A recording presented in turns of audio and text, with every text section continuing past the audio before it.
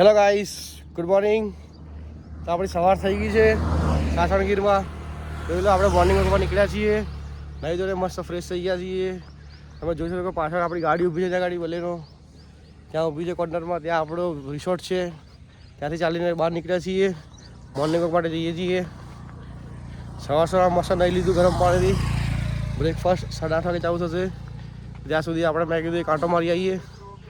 અને આંટો મારીને મસ્ત પછી જે બ્રેકફાસ્ટ પૌવા થેપલા સૂકી ભાજી હશે જમી લઈશું.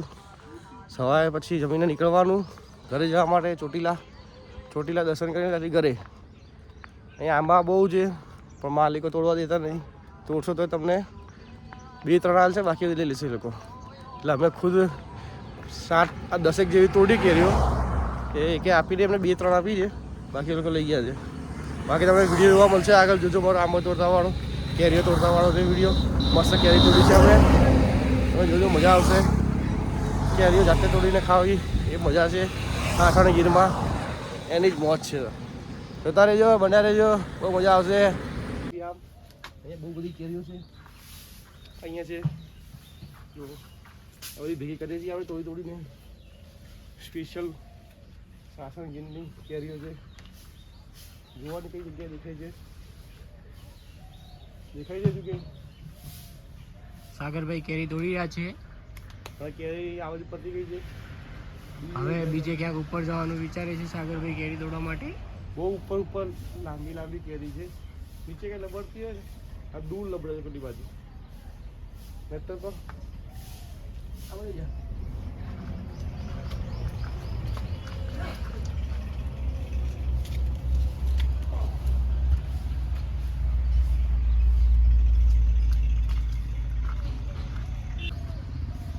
देखिए केरी तोड़ी છીએ આપણે. બહુ બધી તોડી, 10 કેરી તોડી કાઢી છે. આપણું કામ ચાલુ જ છે. હજી બીજી દેખાઈ ગઈ મને એક.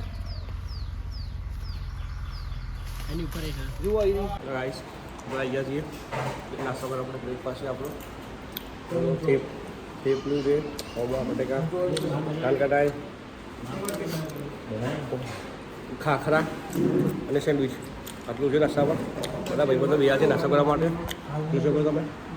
દિનેશભાઈ ખાય છે, અનિલભાઈ આ ભાઈ. એટલે આપણો નાસ્તો ચાલે છે બરાબર. બધાનો નાસ્તો પતી જાય ભાઈ મળીએ, જોઈન કરે તમને. ગોપાલ મારો પારણીએ. Hi guys, welcome back to my vlog.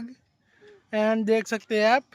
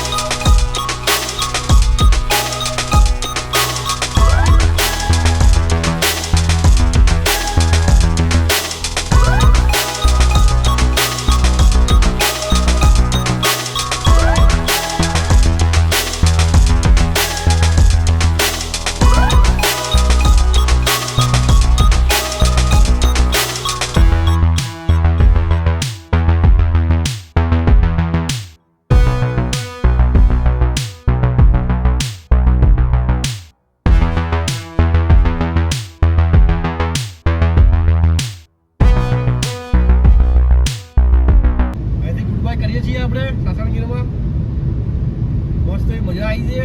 જે વાલે પાર કરીને સિંહ સદર બે છે પ્રાણી સંગ્રહાલય અહીંયા.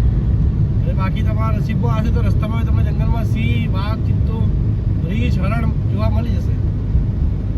સરસ મજાનો રિસોર્ટ લઈ લો છે ગાડી તમે. 1 નાઇટ સ્ટે 2 નાઇટ સ્ટે કરી લો અને તમારે મજા આવી જશે આ ગાડી. કારણ કે ખાવું પીવું બ્રેકફાસ્ટ બધું જ મળે છે અહીંયા. કમ બજેટમાં તમને મળી જશે રૂમ રિસોર્ટમાં.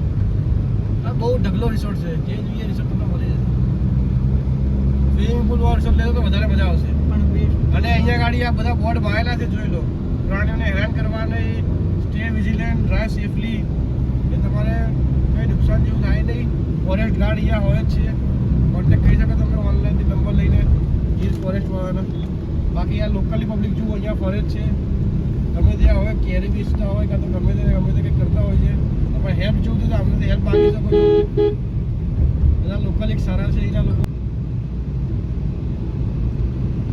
કેમેરા જગ્યા જગ્યાએ લગાવેલા છે, વાઇલ્ડ લાઈફ એરિયા છે, જોઈ લો. આ રાઈટ એન્ડ લેફ્ટ સાઈડ પર થંબ લગાવેલા છે, જોઈ લો. એની અંદર કેમેરા છે, તમે કેચઅપ થઈ જાઓ. 30 કિલોમીટરની સ્પીડમાં ગાડી ચલાવવાની છે. જોઈ લો, બંને બાજુ થાંભલા લગાવેલા છે કેમેરાના. સ્પીડ રોટેશન થાય છે. આગળ ચેકપોસ્ટ આવે છે, એક તમે જોઈ શકો છો, ફોરેસ્ટ ગાર્ડની. જ્યાં ફોરેસ્ટ હોય છે, ફોરેસ્ટ ઓફિસર હેલ્પ જોઈતી હોય ત્યાં તમને મળી જશે. આ વન્ય અભયારણ્ય જોઈ લો, આ ચેકપોસ્ટ છે. અહીંયા મારા ખ્યાલથી દેવલિયા પાર્ક આવશે. હજી ચાલુ થાય છે વન્ય અભયારણ્ય, ફોરેસ્ટ ડિપાર્ટમેન્ટ. જોઈ શકો છો તમે. આ ગેટ છે, કંઈક આવો અહીંયાથી કંઈક પહેરી હોય તો અહીંયા પૂછી શકો છો. આ લોકોને ગાર્ડ અહીંયા બેસે છે, ફોરેસ્ટ ઓફિસર.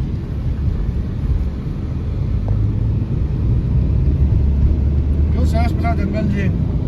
વર્ષમાં એકવાર આવું, 2 વાર આવું, મન ખુશ થઈ જાય અહીંયા આવીને. એને જંગલ પ્રકૃતિ પ્રત્યે પ્રેમ હોય. ફેમિલી આવો બહુ મજા આવશે. આપણે ચાલુ પડી ગયા છે ડ્રાઇવિંગ માટે. અહીંથી આપણે જઈશું સાસણગીરથી લગભગ 50 કિલોમીટર દૂર આવી ગયા છીએ. ચોટીલાથી 100 કિલોમીટર બાકી છે. હવે જોઈએ પછી આપણે ક્યાં સુધી પહોંચીએ છીએ આજના દિવસમાં. 99% તો આપણો ટાર્ગેટ રહેશે કે ઘરે પહોંચી જઈએ, કારણ કે બીજા દિવસે સવારે નોકરીઓ ચાલુ થઈ જવાની, જોબ બધાની. એટલે આપણો કોશિશ એ રહેશે કે 7-8 વાગ્યા સુધી મિનિમમ પહોંચી જઈએ. હવે પછી રાત્રે સૂઈને સવાર મોર્નિંગ શિફ્ટ આપતી હોય છે. તમને ખબર છે બધાને કે આપણે જોબવાળા છીએ બધા માણસો, ફૂલ ટાઈમ યુટ્યુબર છીએ નહીં. એટલે તમને બતાવવા માટે અમે જ્યાં ટ્રીપ કરીએ છીએ ત્યાં તમને લોકોને અમે એક્સપ્લોર કરીએ છીએ કે ભાઈ અહીંયા જાઓ, અહીંયા હશે, ત્યાં જમવાનું કેવું હોય છે. તમને સારું લાગે તો તમે લાઈક કમેન્ટ કરી શકો છો, તમે શેર કરો તમારા ફ્રેન્ડ સર્કલમાં. પછી જે જગ્યા અમે નથી ગયા, કઈ નવી જગ્યા છે અમે હજુ એક્સપ્લોર કરવાનું બાકી છે. આવતા મહિને હજી બીજી એક ટ્રીપ પ્લાન થાય છે અમારી. એ ટ્રીપમાં અમે શું કરીશું તમને આગળ જણાવીશું. વિડીયો આવશે. પહેલાં આ જે સિરીઝ છે એ પછી એનો છેલ્લો એન્ડ છે આજે. એ પાર્ટ છેલ્લો તમને જોવા મળશે. લાસ્ટ જે લગભગ 4 કે 5 પાર્ટમાં આવશે દ્વારકા ટ્રીપની જે વ્લોગ છે. પછી અમે જોઈએ કે આગળની ટ્રીપ બે જગ્યા ડિસાઇડ કરી છે અમે. હવે ટ્રેનમાં જવાનું છે, કારણ કે બહુ દૂર છે. અમદાવાદથી 900-1000 કિલોમીટર થાય છે. તો હવે એટલી બધી દૂર તો ગાડી ડ્રાઇવિંગ કરીને જવાય નહીં. એટલે અમે વિચારીએ છીએ કે ટ્રેન કે ફ્લાઇટ બુકિંગ કરીશું. અને એમ બહુ મજા આવશે એ ટ્રીપમાં બી. તમે કીપ આને સપોર્ટ કરતા રહેજો યુટ્યુબમાં. અને લાગે તો લાઈક શેર કરી દેજો. બાકી તમારો કેવો રિસ્પોન્સ રહેશે જોઈએ આપણે. અને બીજું કંઈ તમને એવું લાગે કે આ જગ્યા એક્સપ્લોર કરવા જેવી છે ટ્રેકિંગ માટે, કે પછી નેચરલ એન્વાયરમેન્ટ કેવું હોય છે, જે રેની હોય છે, જે વેધર ચેન્જ થાય છે, ચોમાસાનું હોય છે કે આપણે કહીએ. એટલે ચોમાસા વેધરમાં જે હાઇકિંગ કરે છે લોકો, કે જે ટ્રેક પ્લાન કરે છે, માઉન્ટેન ચડે છે, એટલે એવી જગ્યા બી મેં ડિસાઇડ કરેલી છે. એટલે અમે વિચારીએ છીએ કઈ ટ્રીપ થાય તમને જણાવી લઈશું અમે. either keep સપોર્ટ કરતા રહેજો.